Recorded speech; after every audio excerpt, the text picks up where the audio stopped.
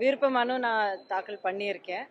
என்ன முடிவு எடுக்கிறார் அப்படிங்கிறது அண்ணன் எடப்பாடியார் சரியான முடிவை தான் எடுப்பார். ஆனால் என்ன நடந்தாலும் சரி, இந்த வரப்போகிற தேர்தலில் அனைத்து இந்திய அண்ணா திராவிட முன்னேற்ற கழகத்தின் தலைமையில் நடக்கிற இந்த கூட்டணி போட்டி அப்படிங்கிறது கண்டிப்பாக வெற்றி பெறும். அதுக்கான அத்தனை முயற்சி நான் செய்வேன், என் கூட நிற்கிற ஒவ்வொருத்தருமே செய்வார் அப்படிங்கிற உறுதி இன்னைக்கு எனக்கு மறுபடியும் கிடைச்சிருக்கு. தொகுதியில உங்களுடைய வேலைகளை தொடங்கிட்டீங்களா? தொகுதி மக்கள் கிட்ட எப்படி இருக்கு, உங்களுக்கான ரெஸ்பான்ஸ் எப்படி இருக்கு? தொடங்கிட்டேன்னா இது புதுசா இன்னைக்கு நேரத்துக்கு பண்ணது இல்லைங்க. பல வருஷமா என்னுடைய தொடர்பு இருந்துகிட்டே இருக்கு. பெண்களோடவும், அதுக்கப்புறம் இளைஞர்களோடவும், விவசாயிகளோடவும் அந்த தொடர்பு இத்தனை வருஷமா இருந்துகிட்டே இருக்கு. எவ்வளவோ தொகுதிகள் இருக்கும்போது ஏன் குறிப்பிட்டு ராஜபாளையம் தொகுதியை அதாவது ஒரு சில விஷயங்களை மனசு அந்த ஒரு ஈர்ப்பு வரும். எனக்கு தமிழ்நாடு முழுவதுமே என்னுடைய ஊர், என்னுடைய மக்கள். ராஜபாளையம் ஒரு 7 வருஷத்துக்கு முன்னாடி எனக்கு அறிமுகம் ஆனதுல என் மனசுல ஒரு நீங்கா இடம் பிடிச்சிருக்கு. இது அங்க இருக்கிற மக்கள் அனைவருக்கும் தெரிஞ்ச ஒரு உண்மை. அவங்களுக்கு இந்த தேர்தலில் அவங்களுக்காக போட்டியிட்டு அவங்களுக்கு இன்னும் வேலை செய்யக்கூடிய, பணியாற்றக்கூடிய வாய்ப்பு கிடைச்சதுன்னா அதுக்கு நான் ரொம்ப கொடுத்து வச்சிருப்பேன். இருந்தாலும் இல்லைன்னாலும் கூட என்னுடைய அவங்களுக்கான சேவை கண்டிப்பா தொடரும்.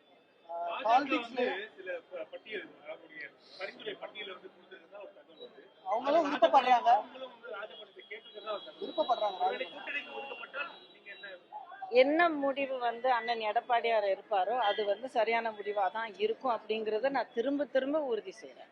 நீங்க ஒரு சீனியரா படத்துலயும் சரி, பாலிடிக்ஸ்லயும் சரி, விஜய்க்கு இருக்கு, அவருக்கு என்ன அட்வைஸ் சொல்ல போறீங்க? ஏன்னா அவர் நிறைய சிக்கல்களை சந்திச்சுட்டு வர்றாரு.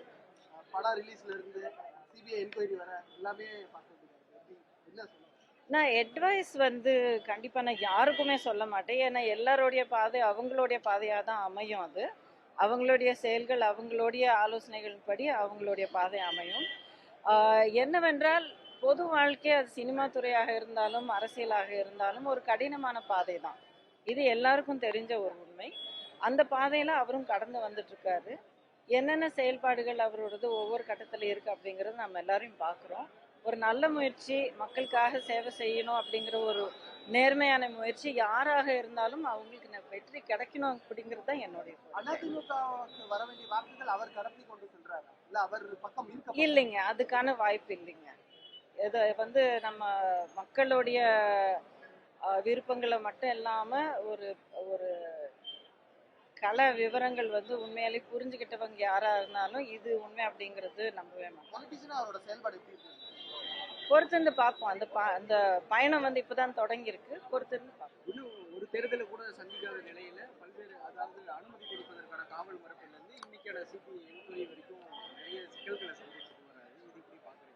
அதுதான் சொல்றேங்க, ஒவ்வொருத்தருக்கும் அவங்களுடைய பாதை இருக்கும். அது அவங்களுடைய செயல்பாடுகளால உருவாக்குன பாதையா இருக்கும், இல்லை அது நடக்கக்கூடிய ஒரு இயல்பான ஒரு சில காரணங்களால இருக்கும்.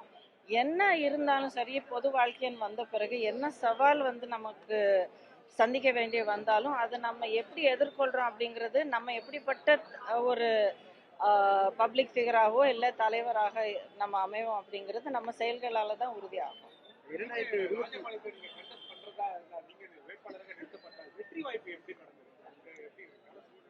100% வெற்றி, எங்களோட வெற்றி. 26 தேர்தலில் புதியவர்களுக்கு இடம் கொடுக்க வேண்டும் மக்கள். 26 தேர்தலில் புதியவர்களுக்கு இடம் கொடுக்கணும், ஆண்டவர்களே ஆண்டக்கூடாது அப்படின்ற ஒரு கருத்து மக்களிடையே இருக்கிறதா சொல்றாங்க. இது பற்றி புதியவர்களுக்கும் வரணும். எல்லாத்த விட மக்களுக்கு யார் முழு மனசோட நல்ல எஃபெக்டிவான முறையில் மக்களுக்காக யாரால செயல்பட முடியும், யாரால உழைக்க முடியும் அப்படிங்கிற அந்த நபர்களுக்கு தான் கிடைக்கணும் அப்படிங்கிறது என்னுடைய நம்பிக்கை. நன்றி, வணக்கம்.